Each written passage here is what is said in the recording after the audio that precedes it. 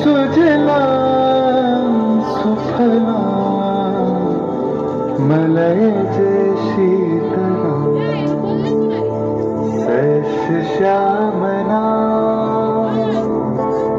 सश श्यामला मातरम वंदे मातरम।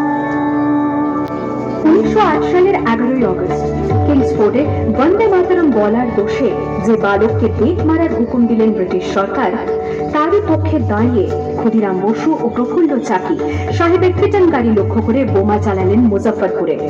সাহেব নিহত হলেন না, তবু নাবালক ক্ষুদিরামকে ফাঁসির হুকুম দেয়া হলো। জননী গুলহ তুলে পক্ষে শান্তনবাস দেহ তুলে চোখে কাঁদিছে তব চরণ তলে 63 কোটি নর নারী।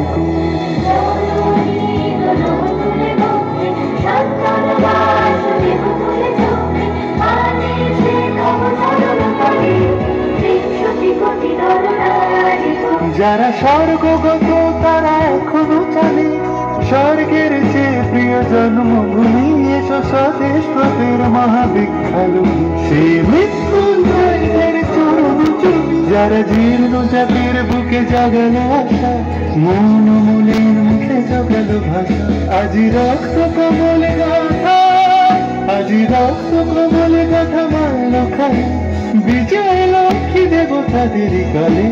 মুক্তির মন্দির শুকানো তলে কত প্রাণ বলিদান, লেখা আছে অশ্রু জলে, লেখা আছে অশ্রু জলে। 9 সেপ্টেম্বর 1915 ইংরেজদের সঙ্গে সম্মুখ সমরের স্বাধীনতা ছিনিয়ে নিতে অস্ত্র আনার পরিকল্পনা করেন যতীন্দ্রনাথ মুখোপাধ্যায়। বালেশ্বরে সঙ্গীদের নিয়ে জাহাজ থেকে সেই অস্ত্র নামাতে গেলে ইংরেজ বাহিনী তাদের ঘিরে ফেলে। বুড়িবালমের তীরে লড়াই বাঁধে বিরাট ইংরেজ বাহিনী বনাম বাঘা যতীন ও তার 4 সতীর্থদের। এককালে শুধু ভোজালি হাতে যিনি বাঘ মেরেছিলেন, সেই বীর সেদিন লুটিয়ে পড়লেন।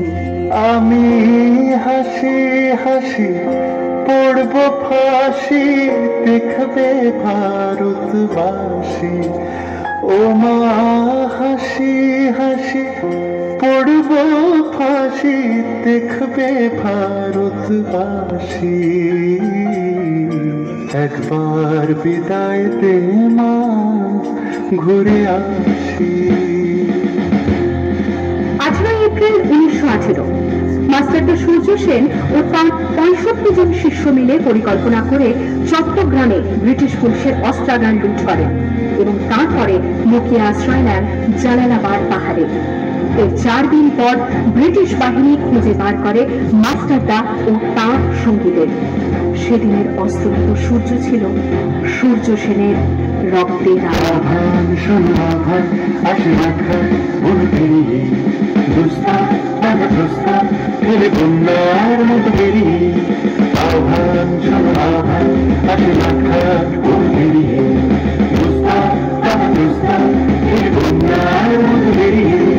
যুব সঞ্চিত শক্তি দিয়েছে সারা মুখের সম্মুখে সূর্যের ইশারা। যাত্রা শুরু হচ্ছে ছুটি দুর্বার বেগে ছুটি, নাচে মুক্ত সাধনতিনি। যাত্রা শুরু হচ্ছে ছুটি দুর্বার বেগে ছুটি, নাচে মুক্ত সাধনতিনি। এই শুধু সূত্র যে নবপ্রাণে জেগেছে, রণসাজে সেজেছে অধিকার অর্জনে। এই শুধু সূত্র যে নবপ্রাণে জেগেছে, রণসাজে সেজেছে অধিকার।